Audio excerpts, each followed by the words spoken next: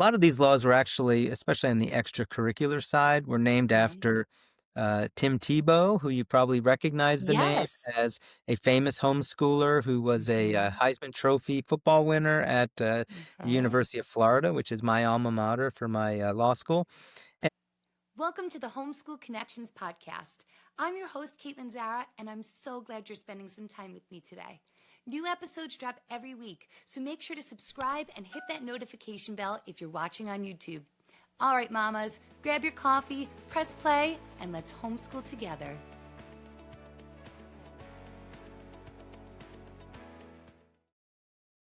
Today, we've got Antony Kolenc. He is a law professor, award-winning author, columnist for the Practical Homeschooling magazine, and podcast host himself. Notably, he is a retired lieutenant from the U.S. Air Force after 21 years of military service. Tony, God bless you, and thank you for your service. Oh, thank you. Tony, I am so excited to have you here because as homeschooling grows in America, this is a really important topic for parents everywhere. With so many families exploring this path, it's important that they feel empowered and informed, especially when it comes to understanding their legal rights and responsibilities. So I am very grateful to have you here today to break it all down for us. Thank you. I love being here again with you. Wonderful. So, Tony, I know that homeschooling and our responsibility as parents, it really varies state by state. But I should start by saying homeschooling is legal in all states in America, which is so wonderful. But what documentation should homeschooling families keep to remain legally compliant in every state? Is there anything like attendance records or portfolios or test results that everybody across the board should be keeping?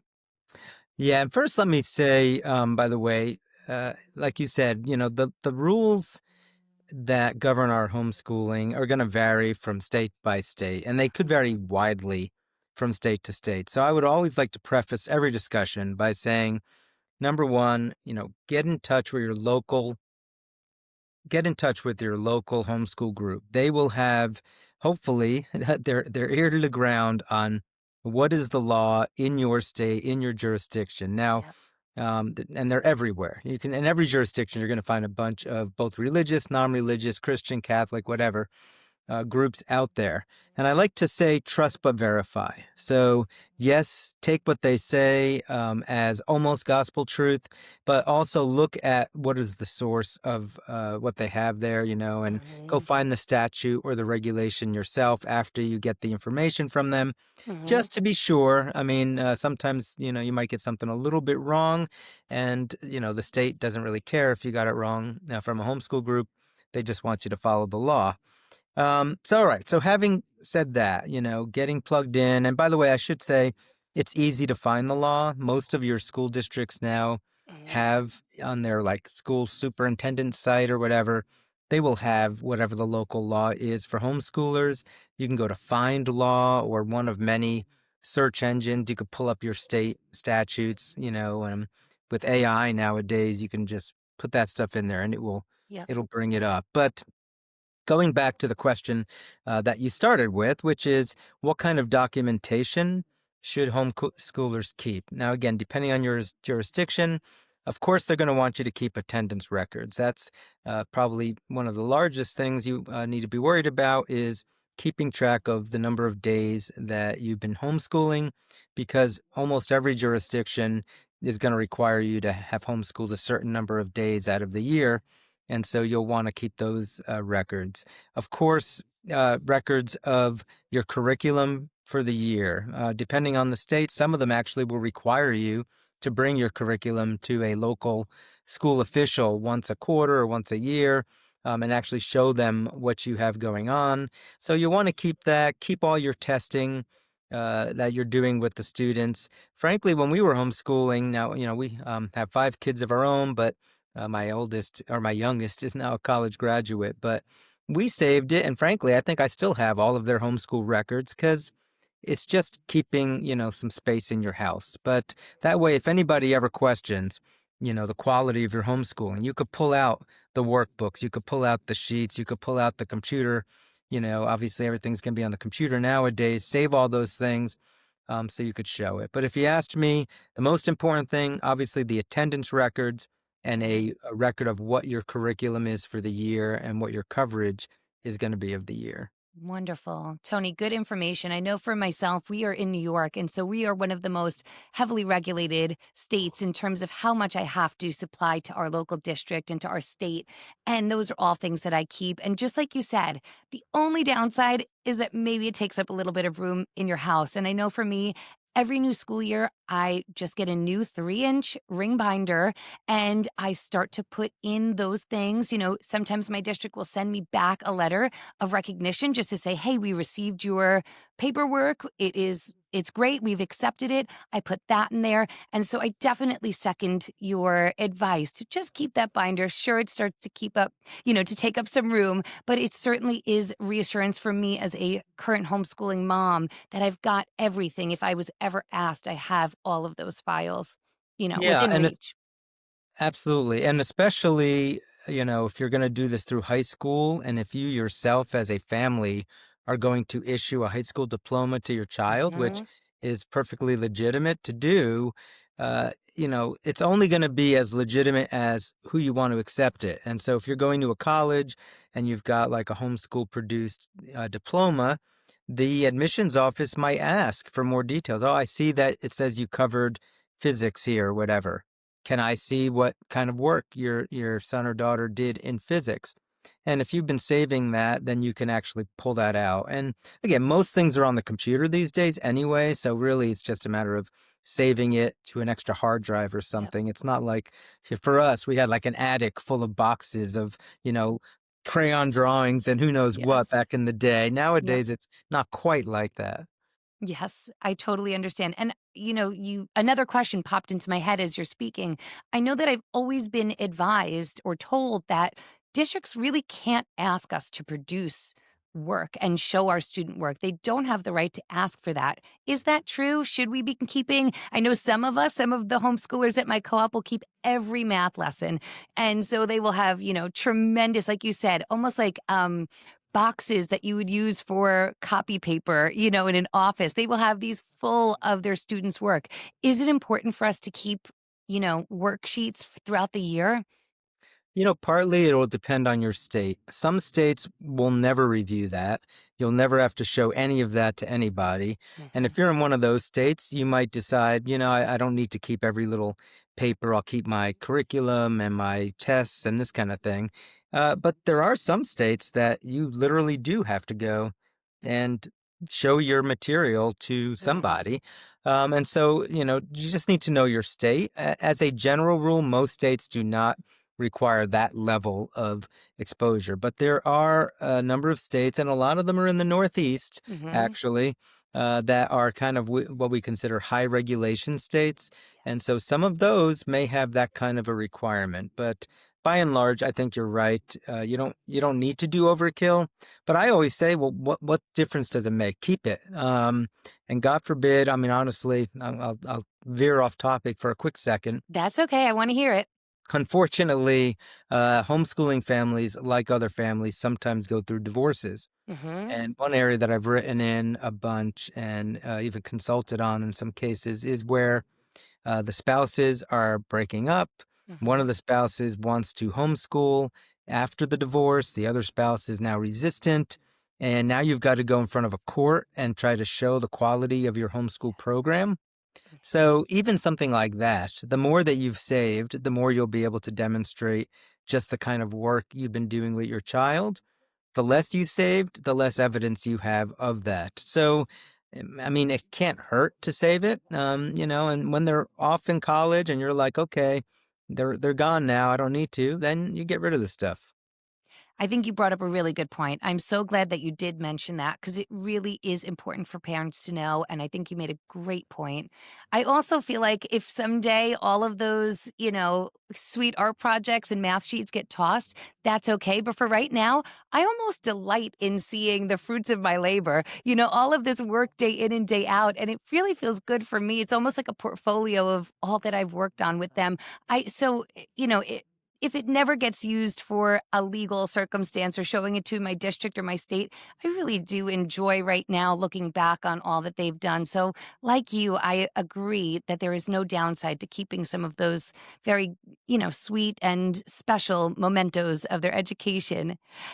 Tony, I also want to talk to you about testing. I know that a lot of homeschoolers choose to homeschool because we feel like there's way too much testing, especially for young elementary school students.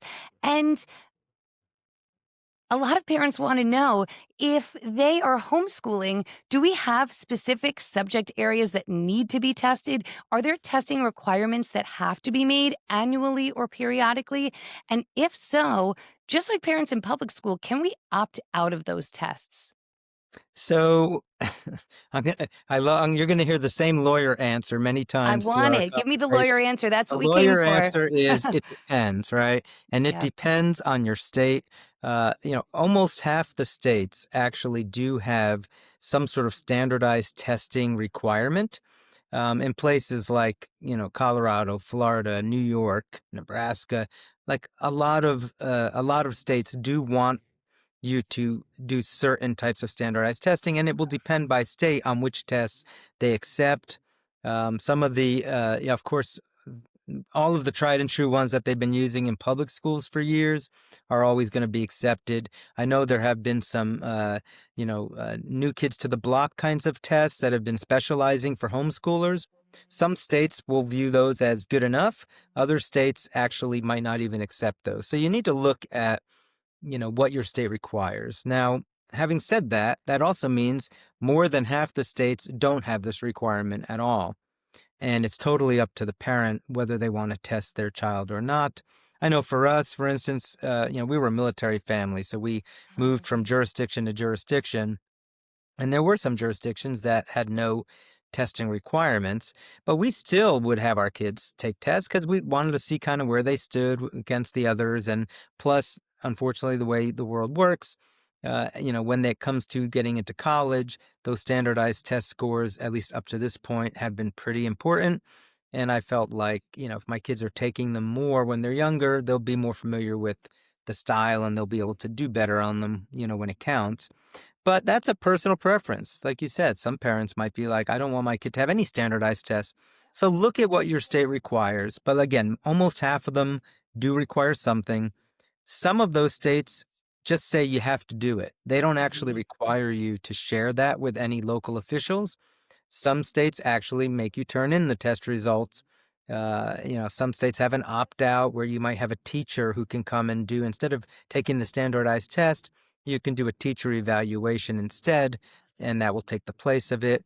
So again, it is very specific state by state, but I would say by and large, in those states that have standardized test requirements, they're probably one of the big tests that you've, already heard of, whether it's the SAT or the ACT or, the Iowa testing for younger kids, those kinds Yep. of things.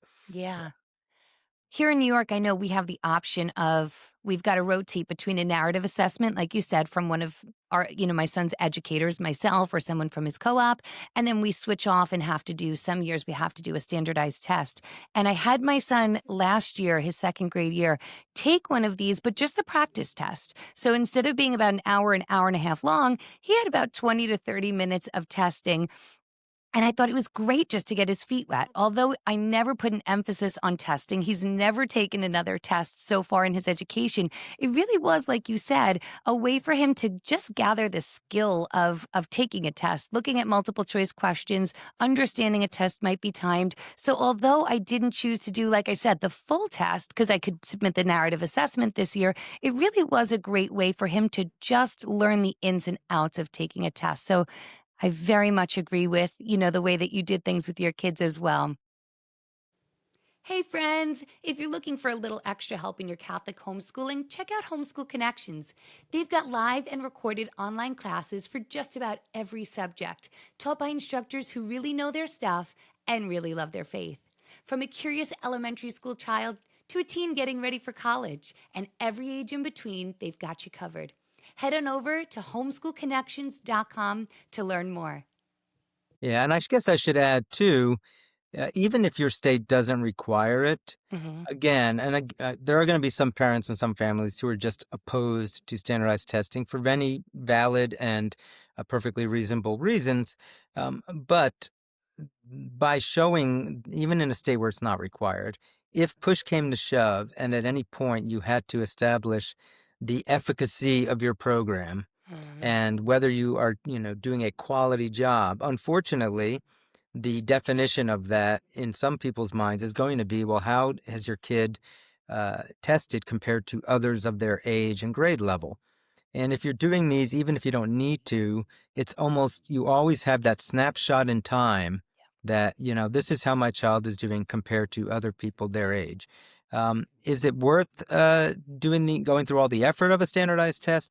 That's a personal question, I think, for each family, but I think there's at least a consideration there. And again, going back to that divorce situation, Hmm. that's a good example of where you might be like, yeah, we have a quality program. Look at how well the child is doing.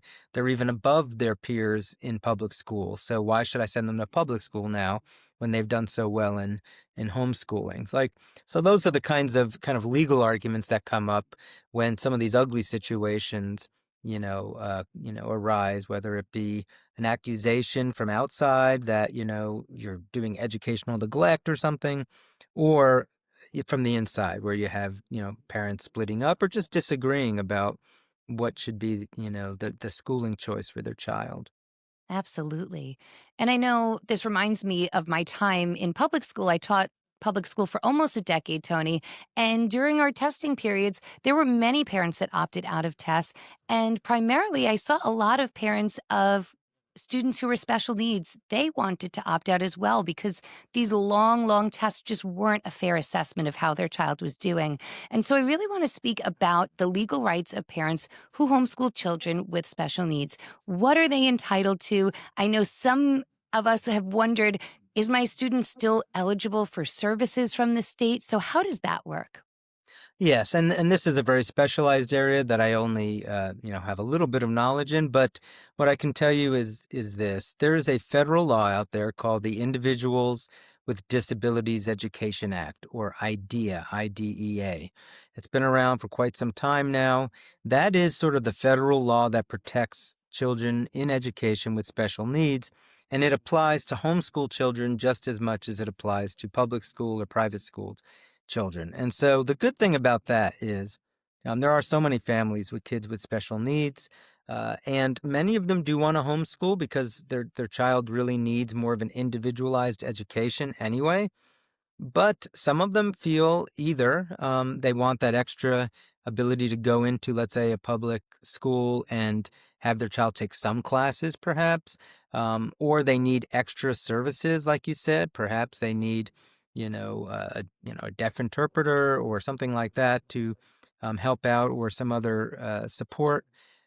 The IDEA Act does allow those families to go to their public school district, get free evaluations, regardless of whether they're enrolled in the public school or not. They can develop an individualized education program or an IEP, which would focus on their own child's needs, and they can get the public school to even pay for some services if that's what is required in that district, even though they aren't attending the public school. And parents generally are in pretty good control of this area. Things happen only with parental consent.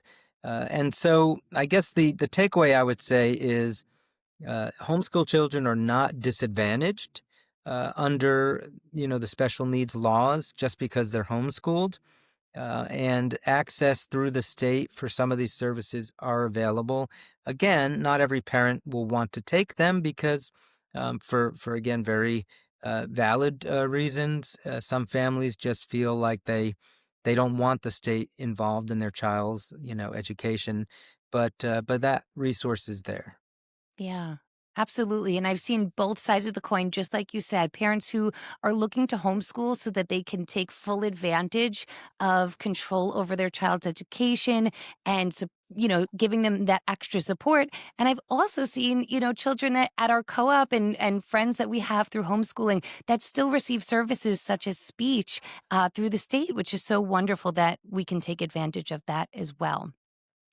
So, Tony, I've got the mega question for you, the one that all of us moms have on our minds a lot of the time. And that is, what are our legal protections that we have in place to prevent unnecessary or biased investigations? So there is that fear that perhaps one day someone will knock on your door and say, "What are you doing out here? What are the kids doing outside in the backyard?" Or the district might just say, "Hey, listen, we need a bunch of things for you that we haven't previously asked for." And they start to investigate you in a way that they haven't before. That is a fear of a lot of homeschoolers. So tell me, what kind of protections do we have in place to put our minds and our hearts at ease? Well, so first of all, thanks be to God, most homeschoolers, although they might have that fear in the back of their minds, it does not ever materialize in their families' lives. I've been around a lot of homeschoolers over the years, and almost none of them have ever had that happen to them. So it's a fear that you should be aware of, and you definitely need to know your rights and kind of have a game plan if it were to ever happen. But don't let it sort of rule how you're going to address your homeschooling, because the reality is it thankfully doesn't happen very often. Now, having said that, if you go to a group called the HSLDA, the Mhm. Homeschool Legal Defense Association, they are the big legal homeschool rights group out there. And you can go to their website at HSLDA and you'll see they have plenty of case instances where an individual school district or a neighbor, anonymously reports educational neglect or child abuse or something. And all of a sudden, school officials or the police or somebody, social worker, is showing up at the homeschool family's house. So it does happen. Not a lot, but it does happen. And as you point out, you have rights. And what are those rights? Well, thankfully, the Fourth Amendment to the United States Constitution governs the issue of unreasonable searches and seizures by the government. And this Fourth Amendment, and this, as a law school professor, I teach at Ave Maria School of Law down in Naples, Florida. Talking about the Constitution and the Fourth Amendment are some of my happy moments when I talk to students. But your family is protected against your public school district, your county government, your city government, your state government, and the federal government by the Fourth Amendment to the United States Constitution. And often your own state constitution probably has a similar type of a protection. So what does that mean? Well, it means that the government is not supposed to come to your home, seize you or your children or search your home unreasonably. And that often means that they need to have some sort of a warrant in order to come into your house against your will in order to do that, or they need to get your consent. And so one of the things I'll say right up front then is you have the right to refuse entry if, for instance, a social worker, or even if they show up with a police officer, if Mhm. they come to your home and say, "Hey, we've received a complaint about your program or about potential abuse or neglect, can we come into your home?" You have the right, when they ask you that question, to say no. And or to ask them, well, first of all, you have the right to ask them for some identification to make sure that they're Mhm. actually who they say they are. You have the right to ask them if they have a warrant. And if they do have a warrant, that means they've gone through some sort of judicial process in order to secure a warrant. And that does give them the legal right to come into your home. But without a warrant, they may be just relying on you to say, sure, come on in. And depending on the family, some families might feel comfortable saying, sure, come on in. There are some lawyers out there who would say, no, no, don't ever let them in. Um, but what I will say is this: do not fight law enforcement about coming in. If they say they have the right to come in and they're ready to, come in, don't put up physical resistance. That would be a bad thing. Never physically resist law enforcement at the door. If they do come in and they screw it up, you'll have a constitutional lawsuit against them later, Right. and then you can get damages from the government for violating your constitutional rights. That's the way to handle a violation of your rights, not to get into a shootout with the police. Um, but the most important thing you probably have to realize, and I mentioned it already, HSLDA is out there, and there are other legal groups that families can join for pretty reasonable amounts every Mhm. year, and they can get a lawyer pretty much on their side almost immediately. So HSLDA, I'll keep using them because they're the ones that are most known and most equipped to deal with this. They have lawyers pretty much that you can call at any time. So, you could have these people at your doorstep. If they have a warrant and they're in your house, you could be on the phone with an HSLDA lawyer getting advice as it's going on in real time. The other thing you also have the right to do is to document, so you could have a witness, come see whatever it is they're doing in your home. If you want to videotape, what they're doing just so that you have it on record, you can do all those things. Just the one thing is don't physically resist. That's the one thing that will get you into some big trouble. We can take care of most of these problems after the fact through the legal system if they screw it up. And they do screw it up sometimes. So when that happens, oftentimes, a lawyer is able to either fix the problem, make it go away, or in extreme circumstances, even get some sort of, monetary damages in a lawsuit if rights were violated. Yeah, understood. Great advice. And, I am so glad that you reassured us that this is very rare. This hardly ever happens, but great advice if we were ever questioned. And I am, our family is a member of HSLDA as well. And not only do they handle something as big as a situation like we've described, but small things too. If your district ever asks you for another piece of documentation or just wants to clarify or reword something on a document you've submitted, you can always send it over to them and just say, hey, should I sign this? Is this something appropriate that I should be signing? And they are the experts, like you said. They are so up on these homeschooling topics. So they've been helpful with an array of different things, in our homeschooling journey. Yeah, they really are like hawks on this issue. They do not like the government even doing one tiny little thing above what the law allows Right. them to do. And so sometimes, I mean, you might even be like, "Well, you guys are overreacting to this. They're just asking me for one more piece of information. I Hmm. don't care. It's no big deal." HSLDA's position usually is they don't have the right to ask for it. We can't start giving up our rights even in small things, so let's fight it even on the small things. And oftentimes, they're very successful with just a letter or a phone Yep. call and saying, "Look, you're asking for something the law doesn't allow. Here, let me show you, and don't ask." And, 8 out of 10 times, the school district has to back down on something like that. I've absolutely seen that with friends of mine as well. I've seen that, so I can speak firsthand to having seen that happen even just this school year, Tony. So another question that I think is on the hearts of lots of homeschooling parents is, we want to take education into our own hands. We want to be homeschooling, but we'd still love our children to be a part of school activities. So maybe we want our son or daughter to still be on the football team or the volleyball team at our local public school.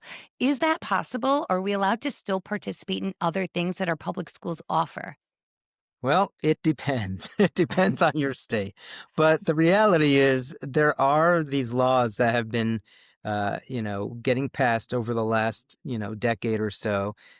Over 30 states at this point have actually adopted some sort of what we would call an equal access Mhm. policy or law. Sometimes it's actually, by the legislature. Sometimes it might be school district by school district. But essentially, it gives the rights for homeschoolers to let their kids participate in varying degrees in either Mhm. public school sports teams, extracurriculars, maybe even the chess club or, like you said, volleyball. Right. It might allow them to take certain classes, like, hey, I just want my kid to take calculus, at the high school because I can't teach calculus or something.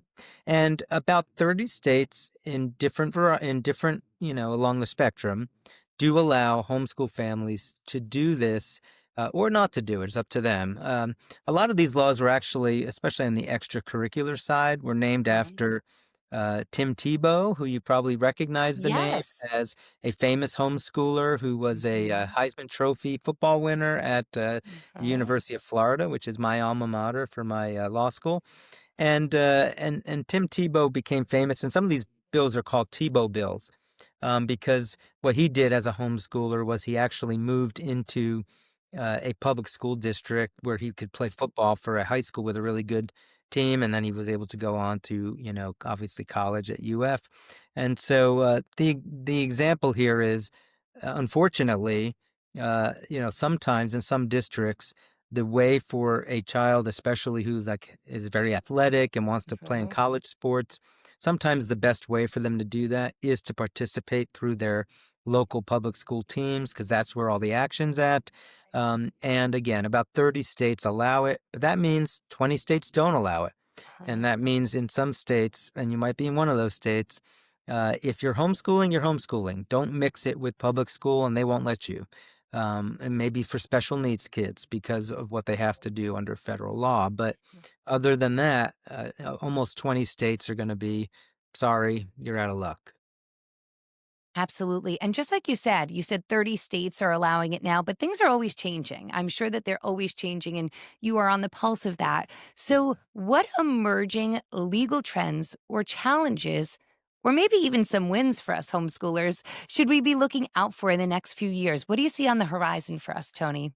Well, the biggest one I think is actually school choice, or sometimes it's called educational savings accounts, is kind of the new. It's not a new term, but it's a term that is really in vogue at this point, and that is states that are paying um, families to, if they don't want to be in the public school system, they are getting some sort of a tax credit Mhm. or money that they otherwise would be spending, paying their taxes on for school. And they're getting that money to send their kids to private school if they want. And many of these states at this point, we're almost up to, I think, 20 states actually have these programs in place where you can spend that money on homeschooling to varying degrees. Some of them completely. Some of them just a little bit. Some of them it's a tax deduction. Some it's a tax credit. Some of it is just we're giving you this money, and basically you could spend it on education, put it in these education savings accounts, and then withdraw them for all of your child's homeschooling needs. So it's it's a lot of money in some places. Could be anywhere from $1,000 to $10,000 a year, and depending on, your family homeschooling, that might sound like, wow, that's a lot more than we normally spend. Um, and so that's a big deal. It's something that is happening more and more. We expect more states will be allowing it. The federal government, President Trump, they've been, talking about this too. Uh, so what's the catch?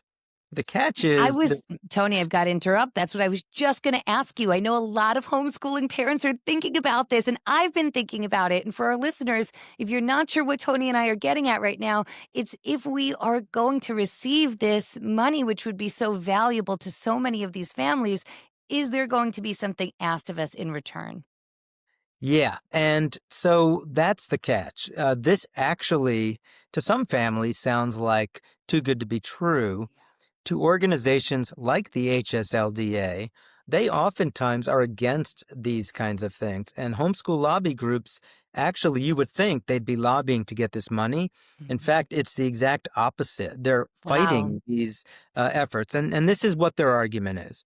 Their argument is, look, we have fought so hard over the last 50 years to Mhm. make homeschooling legal, and are we going to give away our freedoms to get some money from the government? Because a lot of these programs will come with some sort of strings attached, and they don't trust bureaucrats. They don't trust government. And so they're like, well, sure, you can take our money for this, but you're going to need to get tested every year now. Right. Or, if you opt in for this money, you're going to have to make sure you cover certain topics. And so Mhm. they're worried that once, bureaucrats get their hand into that cookie jar of telling you what you can do with your program, that inevitably they're going to keep ratcheting up the regulations. And soon people will be so addicted to getting this money that they won't feel like they can turn it away. And Mhm. then next thing you know, all the families have given up their rights and are doing exactly what the states tells them to do. So that's sort of the worst case scenario of Mhm. why a lot of homeschool groups oppose these things. Other people maybe in the middle say, well, all right, we get that. We need to be careful, but this could be beneficial to families and Mhm. it could allow, families to do things they otherwise couldn't. So it's a bit of a controversial topic, but it is happening more and more. Um, the compromise that some states have come up with is they're saying in some states, if you take this money, you'll fall into a different program than homeschooling. Like they're going to call it Mm, something totally different than that. interesting. And so those kinds of efforts, HSLDA has been a little bit more in favor of because then all of the people who just want to homeschool under the homeschool law, they can still have all those freedoms. And then if you're going to opt in to get this money, you maybe fall into some other category and you Mm, get that money with whatever strings come with it. They mhm, feel that that's sort of at least keeping the pure homeschoolers, mhm. away.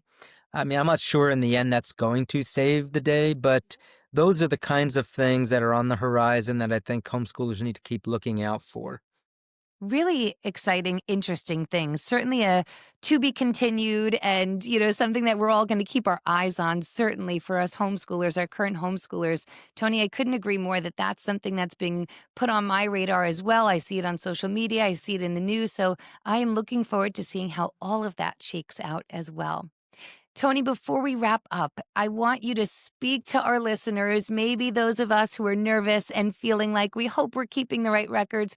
We hope we're doing all of the right things to stay legally compliant in our state. What can you say, a few words of encouragement to leave our listeners with after this fabulous conversation? Number one, first and foremost, don't worry about it. Just it's not that hard, right? That once you know what your jurisdiction requires, it's not that hard. People have been doing this for a very long time, and people were doing this when they had to fight the state tooth and nail over it for years. People just like you, moms and Mhm. dads, homeschooling. Nope, no more educators sophisticated than yourselves have been fighting the state.